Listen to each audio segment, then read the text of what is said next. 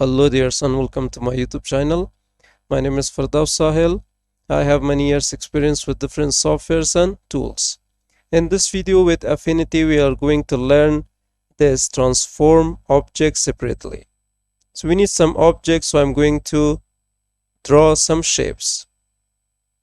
This ellipse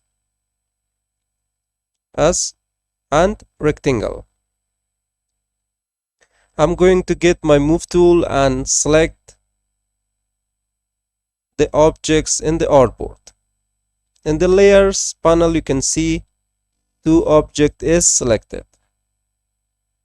Now, if I click on transform objects separately, you can see only it's going to select this ellipse shape.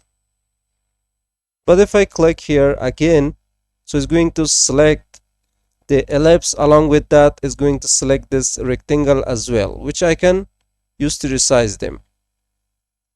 But if I click here only, as it's going to select the ellipse, but I can resize the both object.